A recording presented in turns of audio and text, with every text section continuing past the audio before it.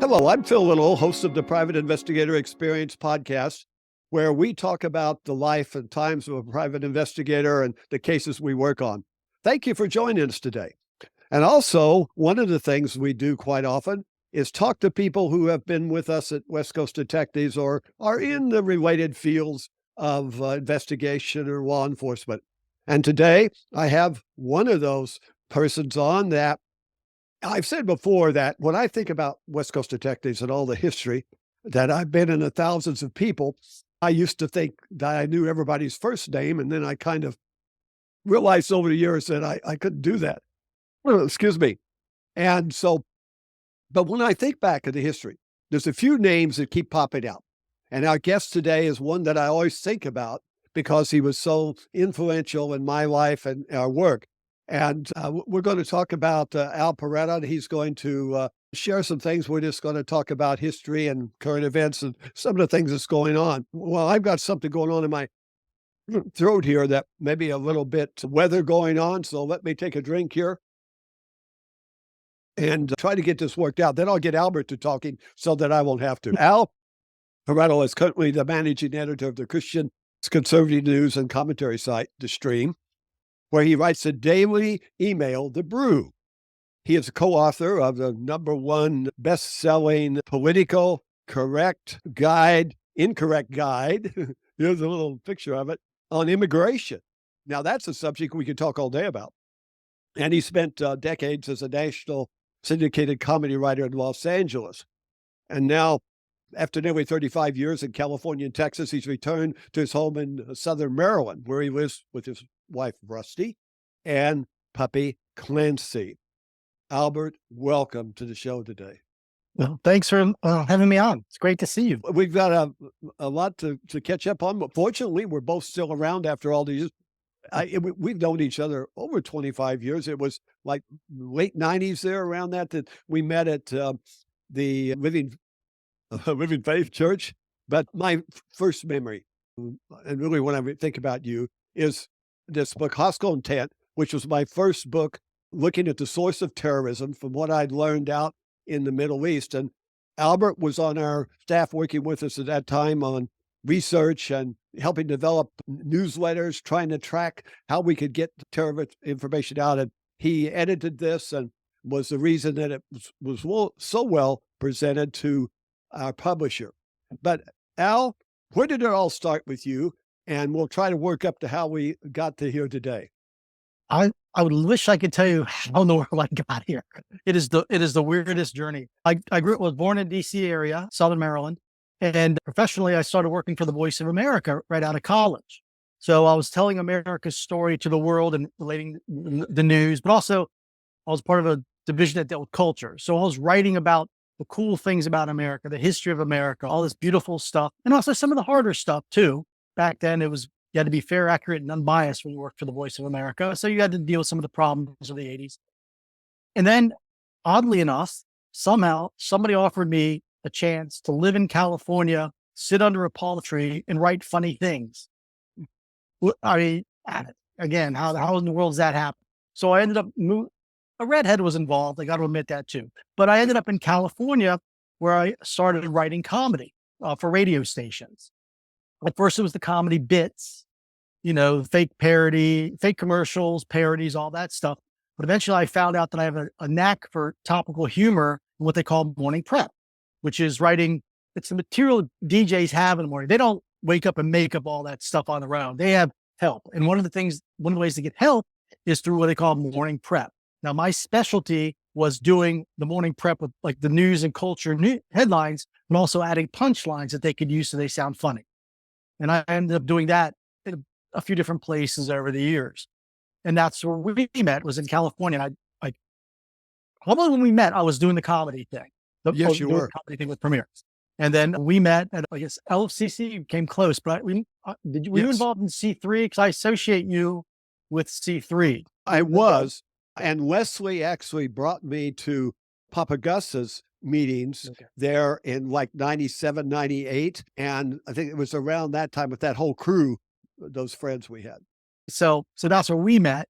And then I ended up, when they were downsizing at what they call Premier Radio, I ended up getting let go, but it was a God thing, ended up being a God thing because a few months later, 9/11 happened, Yes. and which shook me, of course, and the world. And that's right after that is when I ended up. You were kind enough, gracious enough to take me off the street, figuratively, and hire It's a me to pleasure. West Coast Detectives. And where I did, as you said, the mix of the detective stuff and helping with the counterterrorism, trying to explain the things, all the little things that were going on.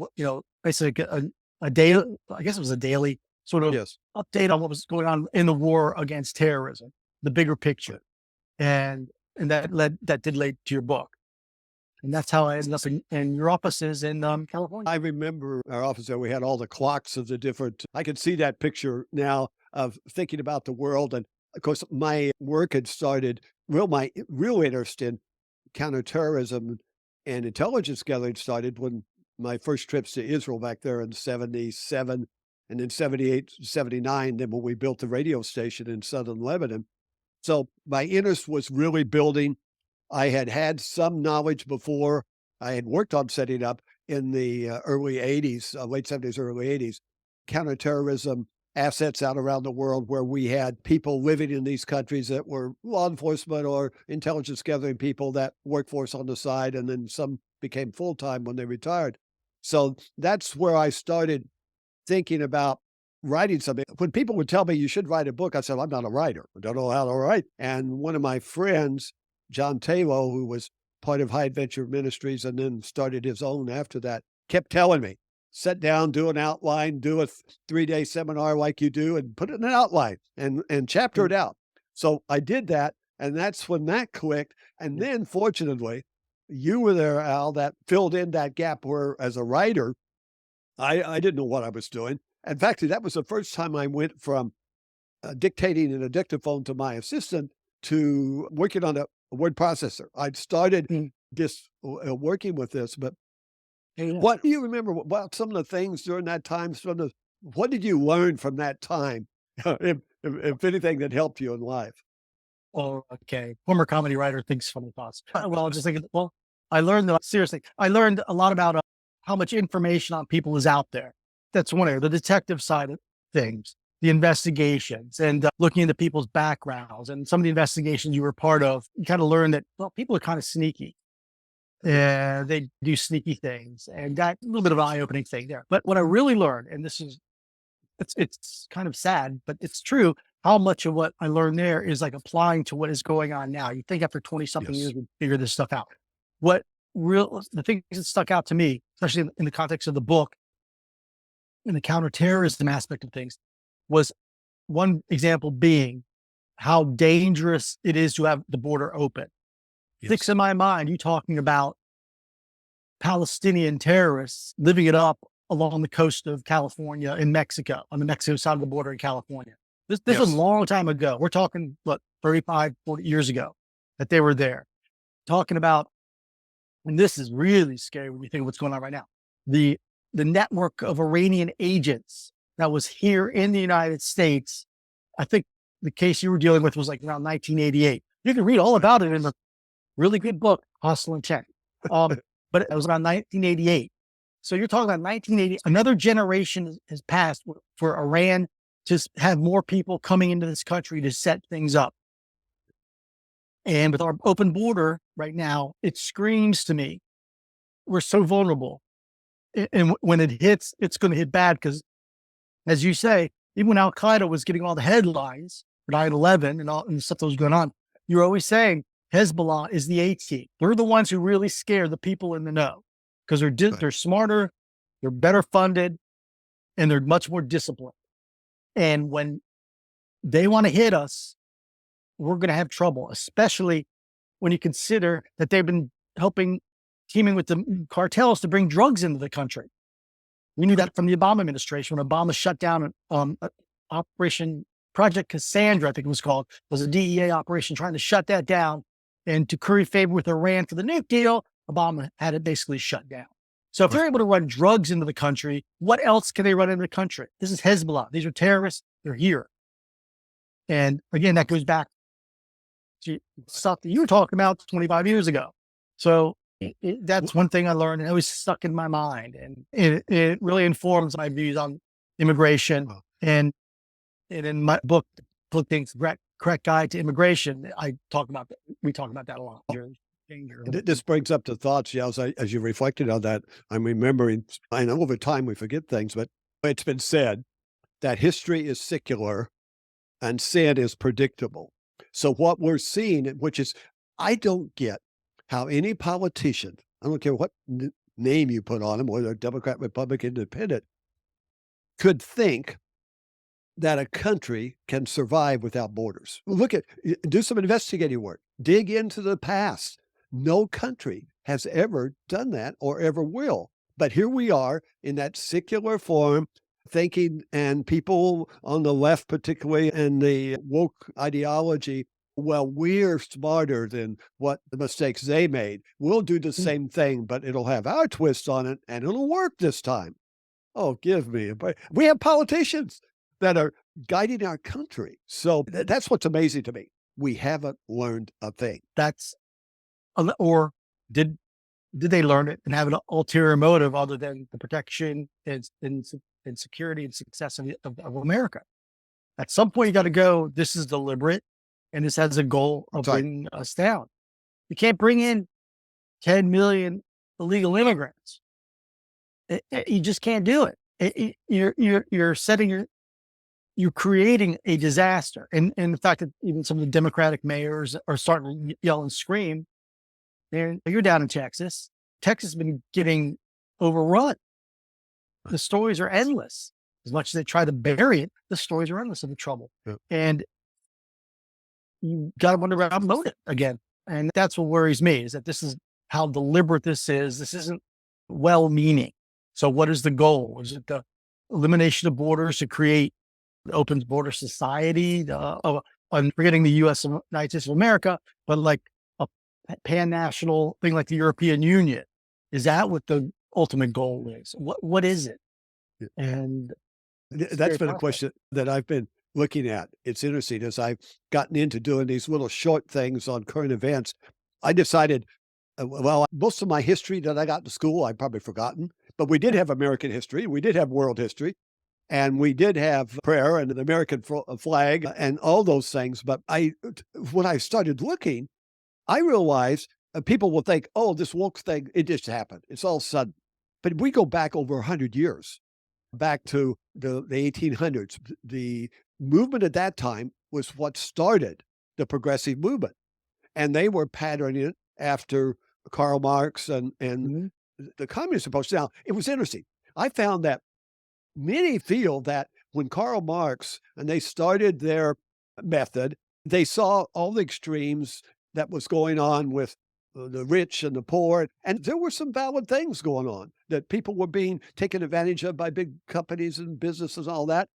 And that I've always looked at Karl Marx and said, oh, he started out to be a communist. But many feel that their idea was to try to make change, but they didn't have any idea what was going to happen after they got the people to rise up and help them. And then that more brutal rulers were going to take over.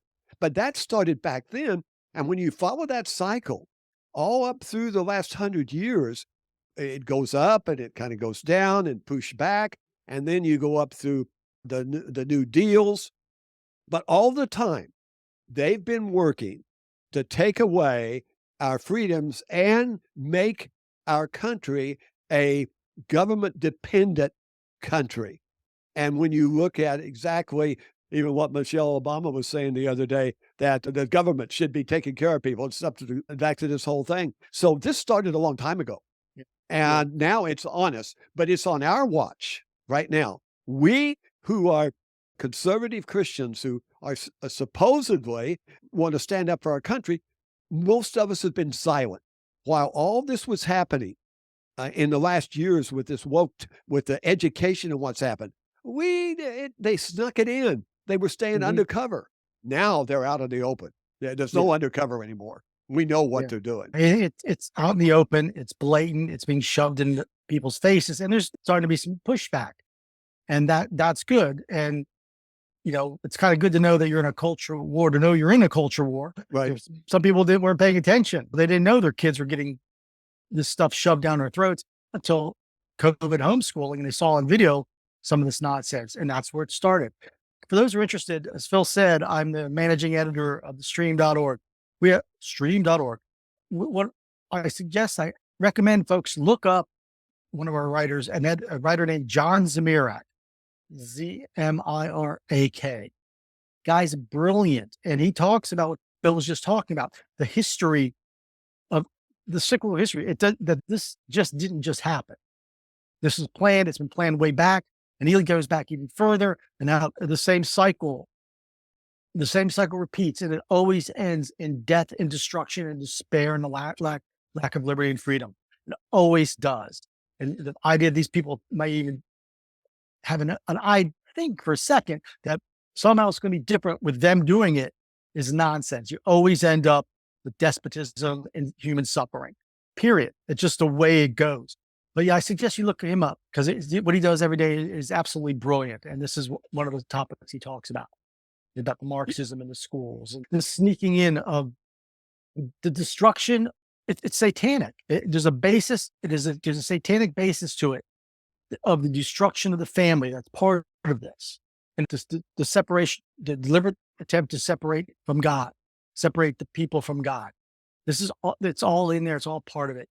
And, it's fascinating reading if you get a chance. Well, our current events right now are wilder than anything we could think of in probably fiction.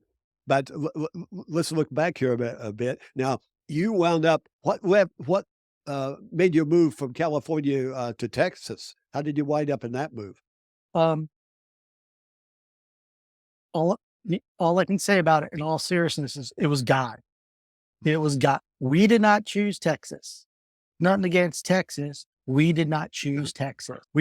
God let us know your time in California is coming to an end, which is news to us because we loved our church. My wife's acting career was really starting to take off. We're like, oh, okay. Where are you going? And God was sort of like, I'll tell you. And a couple of years passed, but there was a sense that our time was coming to an end. And then it became very clear that it was Texas. We'd argue, we'd debate. I remember standing in beautiful Sedona, that's Arizona, because a lot of our where do you want us to go? No, Texas.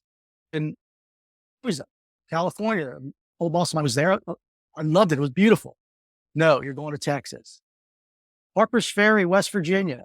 Beautiful, beautiful spot, historic spot. Please. I mean, we don't really go to Texas. How about here? No, you're going to Texas. Okay. So we go to Texas. There was a little bit of a connection with Glenn Beck we thought would happen, but that once we got there, that didn't happen. And this is, if I can be quickly, a God story. Extremely liberal, extremely secular. And God had sort of been telling me that what were you doing? You're hiding from the fight. He then told at a conference at John Capron's church on the way, at a conference of his, because they were talking about the culture. We'd lost the culture. We lost the world. And God said, look around this room. It was all a room full of pastors and me sitting there. And he goes, which of these people in here work in culture? And I'm like, uh-oh. It's like, okay. Right? So I worked for the secular company. We know we're going to be moving. I had a contract for a year. We're ready to move. The day before the house goes on the market, there was a meeting. And the Lord told me, they're going to let you go. But don't worry about it. I'm in this. This is me. Don't worry about it. Right? Yeah. Oh, sure. I'm about to move. Right. I got let go the day before house goes on sale. House sells. We're in Texas. We don't know anybody. I have jobs. My wife just walked away from her career in acting. Like, what in the world, Lord? What in the world?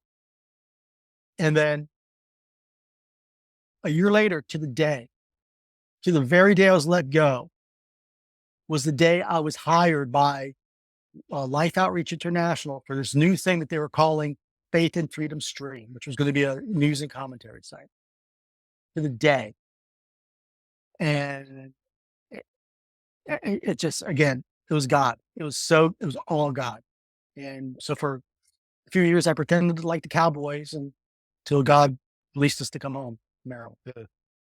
And now the journey to come home, how did that, what led to that for your decision? I had wanted to, feeling the need, like I missed my family, but I also recognized we had a boss, editor in chief at the time named John Melton, amazing guy, man of God, sweetheart of a guy.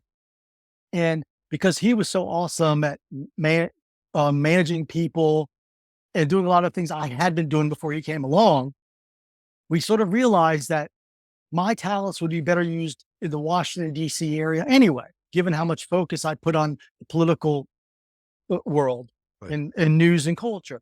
Having me in Washington made sense creatively for the content of the stream. You'd rather you'd rather have me, excuse me, writing than having me edit. Let's put it that Right. way. I'm a much better writer than I am an editor. And so we got approval. Our founder and publisher, James Robeson, the great James Robeson, he was cool. He wanted to make sure I was, I'm still stuck around with the stream, and he was happy to let me go. And so the decision was made that I would come to Washington while John manned the fort in Texas. And then the irony is that as soon as in the middle of my process of moving, John got an offer from a company in Florida that made him an offer he could not refuse. This is his mother's company, and he left. And so I've had to be acting editor in chief for now, as we're closing in on a year and a half, as we're waiting to hire a new person to come in, which should happen in the next few weeks, actually. So it's been crazy being back home. It's been wonderful being back home. We're closer to Rusty's family too. And I haven't been able to do as much stuff in Washington as I hope to, because I have to do all the managerial stuff again. Right. That's looking to change literally in the next few weeks. And for example, Friday, assuming I'm not snowed in, I'll be heading to March for Life and covering that in the stream. That's how I ended up in Maryland, beautiful Maryland, Southern Maryland. Well, excuse me. I'm having some kind of it must be this weather catching up to me here in Texas. We're cold. We got Yeah, no. 2018 last night. Oh my gosh. I was reflecting back on talking about immigration, that the left now has said openly, they're not hiding it anymore. Their idea was to get all the people in they could, fast as they could, to try to set up a permanent voting block. And like a lot of the places, trying to give illegals the right to vote. So a lot of this has come out of the darkness now. And like this, I've seen some horrible things in the world, but this attack in Israel on October the 7th made everything else look tame that was going on in the world. This was from the pit of hell, beyond anything that you could look at in war, even ISIS. And so we see these things shaping up, and they're out in the open now. They're coming after our young people with the gender confusion, whatever they want to call it. But they have so indoctrinated it. But what really was astounding to me was the almost instant, within days, the rise of anti-Semitism around the world. Yes. It wasn't just in a few places. It was everywhere. And so I think that if you've got any sense of a biblical worldview, or those that don't, that maybe are just really concerned Americans and concerned about their country, we are on a fast slide that if there's not intervention by the people, and I've heard it said, and I believe it, that we're not going to see change in Washington. Another political party isn't going to do it. Another vote isn't going to do it until we see the change in the home, in families, taking back their responsibility and not just turning their kids over. So we start to set the foundation again for God in our home and for God as part of our lives and our young people's lives. But man, it's serious now. When you look at how deep the education is there, I'm an optimist. I'm an eternal optimist, but I don't know. Is there a way back, Albert, from this? Do you think? Wow. With God, all things are possible. I mean, we got to Right. start there. Right. God's in control. We start there, but we got to recognize that we're dealing with. You got to recognize what the enemy is and what the enemy's doing. And you talked about the terrorist attack in Israel. Terrorists are going to terrorize. That's not what, as horrific as that wasn't as damaging in a way to me emotionally as the people who took to the streets in this country Yeah. to show support for Hamas, Yeah. who took down the signs of the children who are being held hostage, who ripped down signs, and Right. that the average people, and we're talking again, we're not talking about nut job. In a lot of cases, not even like stupid college kids doing stupid things. After being indoctrinated, we're talking about like doctors and nurses and professionals who are ripping down these signs and getting there. In LA, you had a man murdered. He got killed in the street for countering a protest.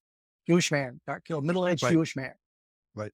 Why that wasn't a huge story? Well, again, I don't know. Somebody, stubbed their toe to a George Floyd riot, and all of a sudden they get murals or something, and hundreds of thousands of dollars from the police or whatever. That to me was horrifying. And like, in the sadness, I'm sure you have Jewish friends who Yes. in that period who felt so, in a sense, alone and betrayed. I saw a meme from a friend of mine posted where she said, I had no idea how much people hated us. I had no idea how much we loved each other. And I was like, that was just so heartbreaking to me. That heartbreak of that. Again, terrorists are going to terrorize people whose doctrinal claim is we're going to destroy you. You kind of expect them, you take them seriously. You expect that. But to expect three presidents of three of the most esteemed universities in America sitting on Capitol Hill under oath and not being able to say that talking about genocide violates the speech codes of your campus. That's right.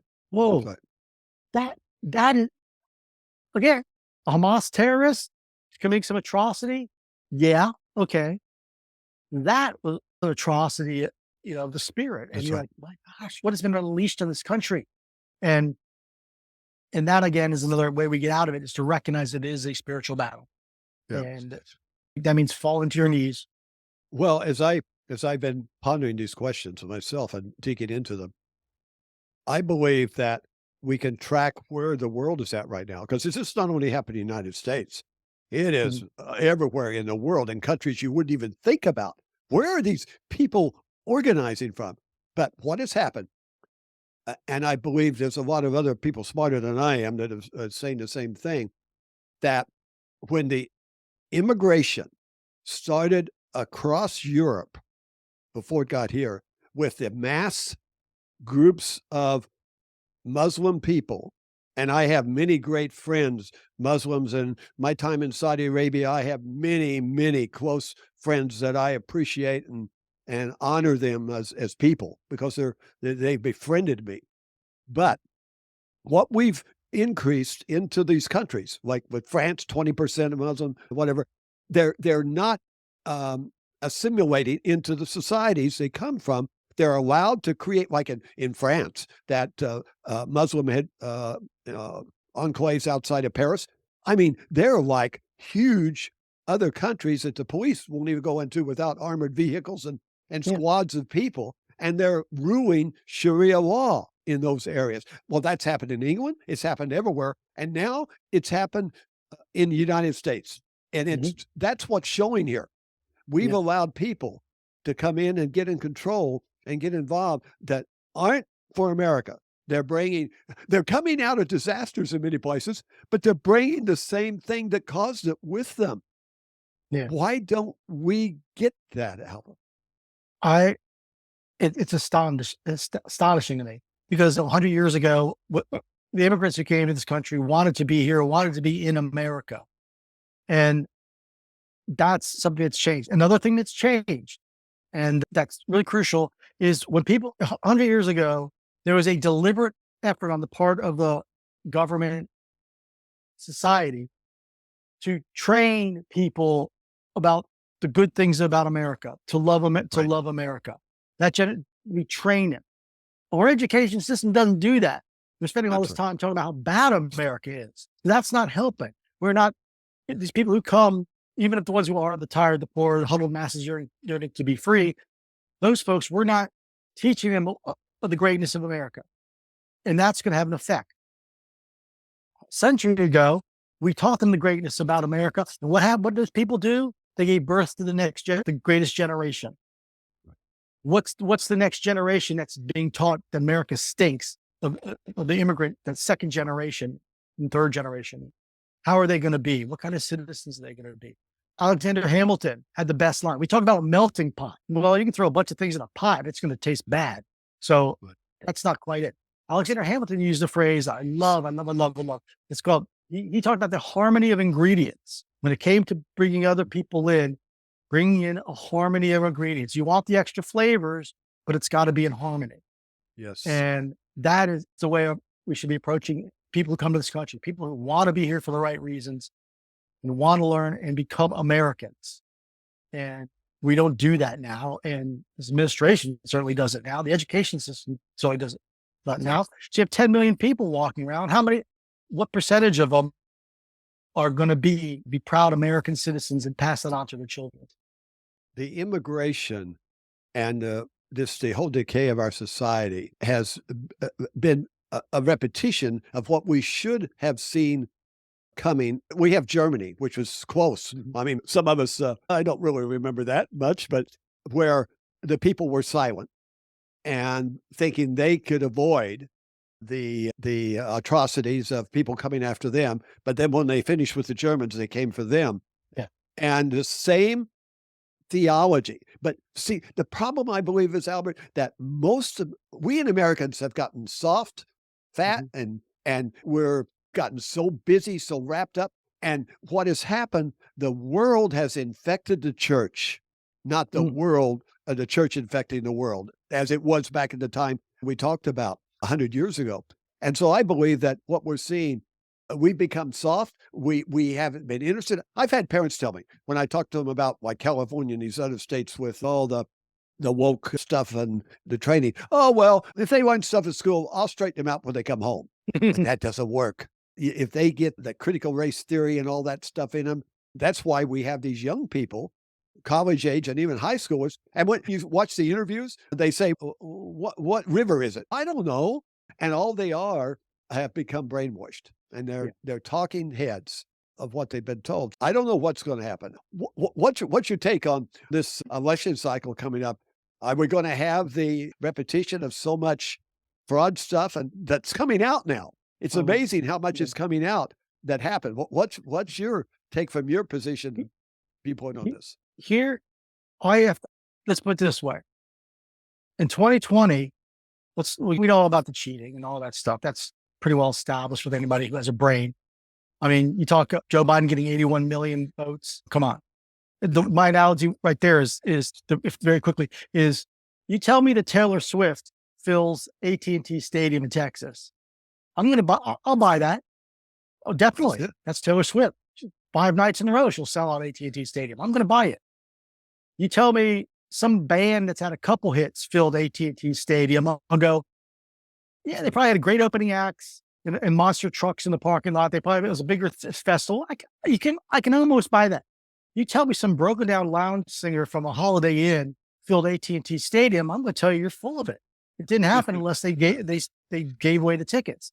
So you start with there, but you know all the fraud. But here's talking about 2024. In 2020, the intelligence community, we're talking heads of the intelligence community conspired to lie about the Hunter Biden laptop in order to elect Joe Biden.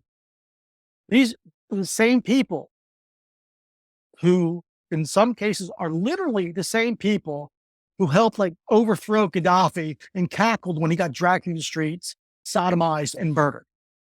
These are the same, they overthrow governments for a living. They've been exposed, but now they've been exposed for what they did in 2020. What are they going to do in 2024, knowing that their freedom is now on the line because if Trump gets in there, he might be going after have the Justice Department go after these people. These are very dangerous people. Right. And you're seeing with the rhetoric of this, Biden the other day was comparing Trump. And in fact, when you go to Valley Forge, we're talking about January 6th, you're comparing him to King George. You're talking revolution. There's a story the other day, NBC News, where they're talking about the military. They're worried about Trump will do with the military. And so they want to get ahead of the game. What's that mean? Does that mean they're talking to people in the Pentagon now about disobeying Trump? Whoa. Insurrection Act. Is there any reason to suspect that Joe Biden wouldn't use the Insurrection Act to stop a man he spent 3 years calling it? They're not going to stop at anything. The, I mean, the criminal charges are just the beginning.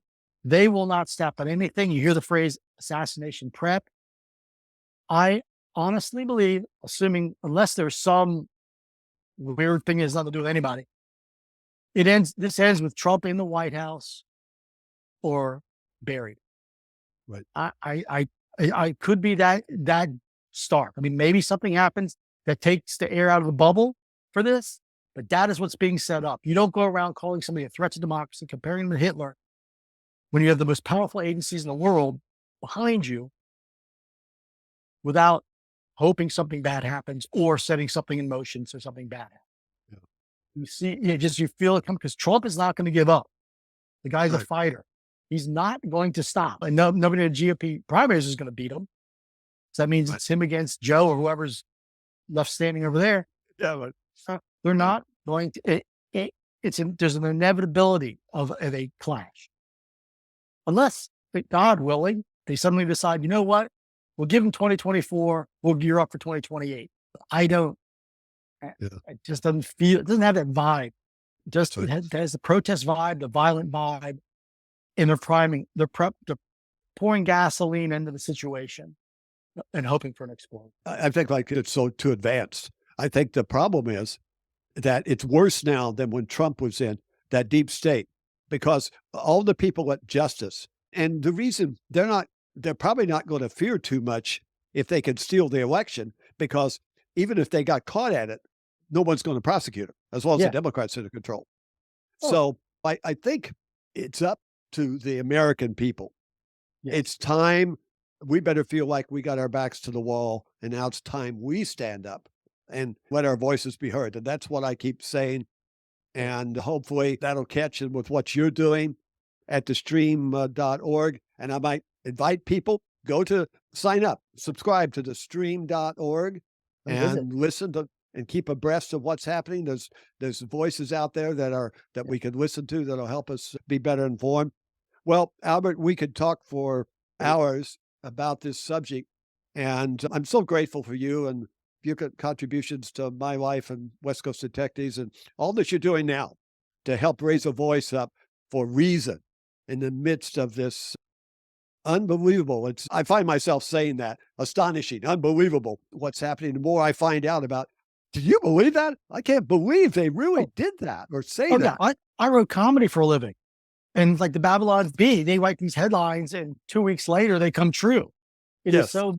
I think the key phrase for 2024 is going to be, well, what do you expect? It's 2024. It's going to have that idea of just getting used to the weirdest things, hopefully good ones too. Right. But it's going to be a bizarre one and surreal in some ways, but we'll get through it with prayer and fighting. And like you said, people have to stand up, because there's only so much you can cheat mathematically in an election. Right. There's only so much you can do. So you overwhelm that statistically. There's a woman named who we work with who's amazing. You got to talk to this lady, Bunny Pounds. She runs an organization called Christians Engaged, which tries to get the church people to pray, vote, engage. And she's very clear that if people in the church who believe in America and who believe in good things and a godly government actually voted, well, it's all done. You've seen it in cities. Keller, Texas, and South Lake, Texas, perfect examples. The local church, the biggest church there, got involved. They didn't pick candidates per se, but they supported candidates who were part of their own body. They're like, hey, this guy's running. Look into him. They took these conservative areas, had school boards that were like 5-2 woke. The board members were woke and doing crazy things in the schools. They flipped them in one election because the church got involved. Church folks get involved. Hey, there you go. Right. It's all taken care of. Right. And that's the message you have to have and to be out there and do. Well, folks, as you listen to this, you can make a difference. If you stand up with us, step out of the crowd. Don't think you're going to be covered like the Christians thought in Germany or the good people. thought in Mhm. Germany that they'll stay quiet. Would you subscribe, like, and share, and let your Yep. friends know about not only us, but the stream.org? And give us your comments, give us your thoughts, questions that we've been getting so that we can answer those. And you can contact us on any of the platforms or at my email, pi777 at gmail.com. And we're looking forward to being able to stand with you. And together we can make a difference in 2024. Any last word, Albert, that you'd like to leave? Well, the big word is thank you for letting me be part of things over there at West Coast Detective and part of your life and the book, which was an honor of a lifetime, and just the inspiration you gave and as a Christian man. And that really meant a lot and helped a lot and still does. And I'm glad to see you healthy and still at it and causing trouble down there in Texas. Yes. Enjoy the No. barbecue. Well, I'm in good Montgomery, Red County. We got a lot of friends that will help us cause trouble here, though. That's Yeah. good. Well, I thank you, everyone, for watching and listening today, wherever you're at. May God bless you. May God bless your family, and may God bless America. Be safe. Till next time.